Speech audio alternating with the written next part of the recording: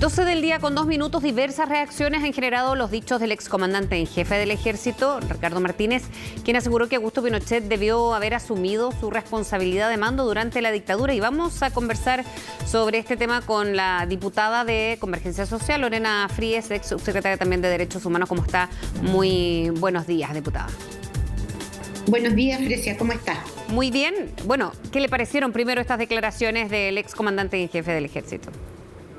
Yo creo que le hacen bien al país que lamentablemente sea un excomandante, pero aún así haya dicho lo que se dijo, porque hace varias cuestiones que son relevantes en esa entrevista. Una de ellas, la responsabilidad de los actores políticos en lo que sucedió durante la Unidad Popular, y la segunda, bueno, dejar en evidencia la cobardía del dictador Pinochet y también, digamos, de Arellano y otros altos mandos que prefirieron sacrificar a su tropa que asumir responsabilidades. El punto, y quizás esa es mi diferencia con el comandante, con el excomandante, es que los que ejecutan los actos que constituyeron graves violaciones sistemáticas y generalizadas en el caso de Chile durante la dictadura tienen obviamente responsabilidad por la ejecución, pero también la tienen los altos mandos, ya sea por haber sido partícipes de la elaboración de un plan o bien porque permitieron que esto se llevara adelante, toleraron que esto pasara. Claro, ahora las declaraciones del excomandante en jefe del ejército fueron también en el contexto de lo que él preparaba para el lanzamiento de un libro, ¿no? O sea, quizás esto podría haber sido antes, coincide claramente en estos 50 años que se conmemoran en el mes de septiembre. La diputada Lorena Pizarro decía que ojalá no fuese lo mismo del entonces excomandante en jefe del ejército también, Juan Emilio Cheire, que hace una especie de mea culpa también, pero luego es involucrado, como ellos lo habían dicho. Entonces decía aquí que ojalá que vaya más allá de una declaración, pero que no ocurra lo que pasó con Juan Emilio Cheire en su minuto. Bueno, el problema es que cuando Juan Emilio Cheire habla del nunca más, él era comandante en jefe del ejército y por lo tanto puso la responsabilidad institucional sobre la mesa. En este caso es un excomandante y, por cierto, como dije al principio, hubiera sido mejor que lo hiciera cuando era el comandante en jefe del ejército y no ahora que es excomandante y que incluso tiene, si usted quiere, le arañaron la pintura con el involucramiento en los casos de corrupción del ejército.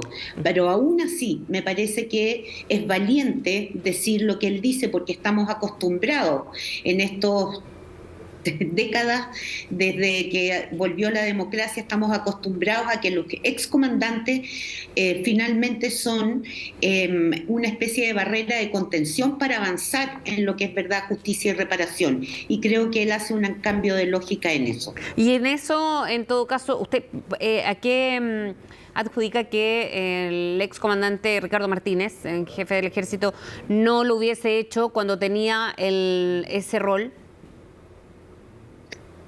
Yo creo que no se dio el tiempo, yo no parto de la mala fe y en ese sentido me parece que él lo dice en la entrevista también, que esto estaba siendo desde que él entró un tema dentro de las Fuerzas Armadas y yo espero que así sea, porque si es así uno debiera ver ciertos gestos en el futuro, gestos que en todo caso hemos visto en algunas ramas del ejército, como hace poco por ejemplo en el caso de la Armada, pero que, ojo, no hemos visto de parte de Carabineros habiendo sido parte de la institución de Carabineros de uno de los crímenes más terribles durante la dictadura, que es el caso de Goyao. ¿Y usted en ese sentido es más optimista que sean las nuevas generaciones de la institución quienes conversen o sociabilicen más este tema que las anteriores? Siempre se ha hablado de un pacto de silencio también en las Fuerzas Armadas, y en ese sentido que ahora se vayan abriendo a declaraciones como estas, por ejemplo, diputada.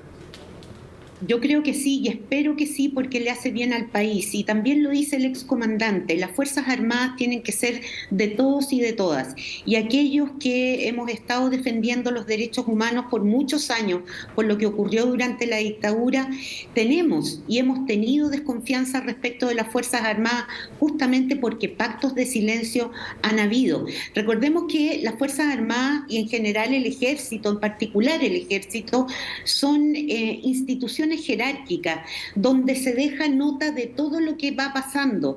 Por lo tanto, todavía hay gente, seguramente ya en retiro, que tiene información. Y eso debiera ser clave en estos 50 años, porque déjeme decirle que tantos años y recién con los pocos casos que se han conocido y se han podido recuperar los restos, digamos, de personas que han sido detenidas, desaparecidas, ejecutadas, etcétera, es un dolor muy grande para una porción de la población chilena y para todo el país, en términos de que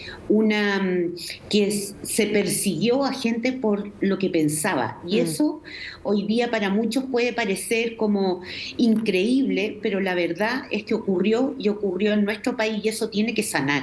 Si no sana, la democracia se ve amenazada.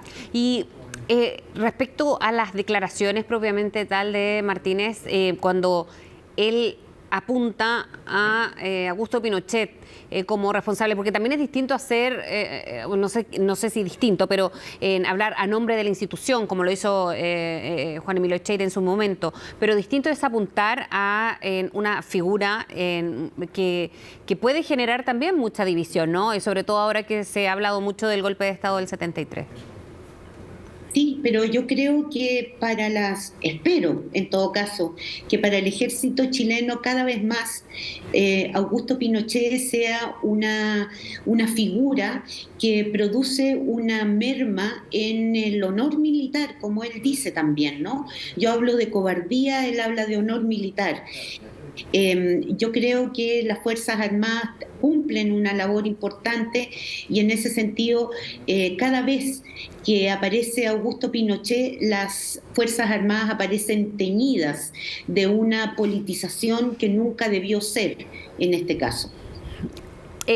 Diputada, cuando en estos días, por ejemplo, ha habido algunos sectores, básicamente del Partido Republicano, y señalan que aquí se está intentando dar dos o una sola verdad y siempre hay que conocer la verdad completa. Eso también va generando, y lo ha generado también en cierta división en sectores más de centro derecha, ¿no? Que han intentado a veces tomar distancia, pero con estas declaraciones que son mucho más radicales en cuanto a dos verdades, o que fue el gobierno de Salvador Allende quien generó la crisis posterior. Acá como sabemos que no se va a llegar a ningún acuerdo, digamos, pero en estos 50 años, cuando se necesitan quizás más voces conciliadoras, ¿cómo hacerlo usted desde su rol como diputada, pero también como en algún minuto subsecretaria de los Derechos Humanos? Bueno, yo creo que lo primero es que uno tiene que negarse a estas dos verdades, por lo menos en el campo, y después voy al tema del golpe de Estado en materia de derechos humanos. Porque en materia de derechos humanos incluso se han dicho brutalidades, y quiero usar la frase de la Hannah Arendt, hablando de la banalidad del mal, porque eso es lo que hemos escuchado de la extrema derecha, al señalar, digamos, que las violaciones no eran tales o que no fueron de tal gravedad o que eran mitos urbanos. Y aquí hay que decir, hay una verdad oficial. Y la verdad oficial está registrada en el informe Rettig, pero también en el informe Valech. Y a menos que me diga, que se atrevan a decir que eso fue un montaje, la verdad es que esa es la verdad con la que trabaja el Estado de Chile. Y es por eso que tiene obligaciones para con las víctimas, para con los familiares y también para la sociedad en su conjunto. Respecto del golpe de Estado, efectivamente, las razones que llevaron al golpe de Estado pueden ser muy distintas y seguramente ambos sectores vamos a tener responsabilidad en ellas.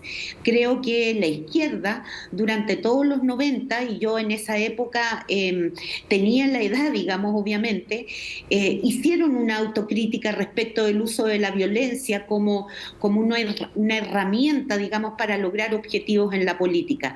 Yo no he visto eso de la derecha, y si se vio fue en algunos momentos, sobre todo para los 30 años y luego con el expresidente Pinochet y los cómplices pasivos. Pero la verdad es que este retroceso que estamos viviendo, lo único que hace es negar, uno, que hay evidencia sobre lo que pasó; segundo, que no nos vamos a poner de acuerdo respecto de las causas del golpe de Estado, pero sí podemos ponernos de acuerdo en que había otra forma que no era la de quebrar la democracia para seguir adelante. Escuchaba el otro día, no me acuerdo, creo que fue incluso hoy, el expresidente Piñera hablaba de un gobierno de minoría efectivamente, que fue creciendo en el tiempo y que fue teniendo mayoría hasta llegar sobre un 42%, si no me equivoco, en la última elección, que hemos sabido también que eventualmente se estaba pensando en un plebiscito, es decir, la búsqueda de canales democráticos para resolver un tiempo complejo en un contexto además de Guerra Fría muy complejo. Pero lo que no se puede decir es que el golpe se justifica, porque si se justifica el golpe, se justifica todo lo que viene después. La separación entre lo uno y lo otro, la verdad es que lo único que hace en buen chileno es querer embolinar la perdiz, y eso no procede con temas que son de alta sensibilidad, que aún afectan a muchas familias chilenas y que seguramente nos van a seguir afectando por mucho tiempo. Y para ir cerrando, diputada, en este mismo sentido usted decía, cuando se pensó en un plebiscito ahora, y en CNN hace pocos días conocimos un audio de Orlando Letelier que hablaba precisamente y con la voluntad que tenía el presidente de ese entonces, Salvador Allende. ¿Cómo cree que, no sabemos que no va a cambiar la historia, pero sí hay un argumento del que hay pruebas 50 años después? Hay dos argumentos. Uno, el propio ex general del Ejército lo señala, el excomandante Martínez, que era que había un mecanismo para la destitución de un presidente, y que era justamente la acusación constitucional y respecto de la cual no había mayoría en el Congreso. Por lo tanto, se optó por la vía corta, que era este proyecto de resolución al que le dieron tanto bombo el otro día, y a eso además ahora se suma la grabación de Orlando Letelier, que además él cuenta, ¿no es cierto?, que también el excomandante del Ejército Prats estaba al tanto. Y fíjese usted, son dos personas que murieron directamente por órdenes de este señor cobarde que es Augusto Pinochet, que nunca asumió su responsabilidad y que engañó a todo el pueblo chileno, incluso cuando estuvo a puertas de ser juzgado en el exterior. Bien, diputada Frías, muchísimas gracias por hablar con nosotros esta mañana. Gracias a ustedes. Buen día.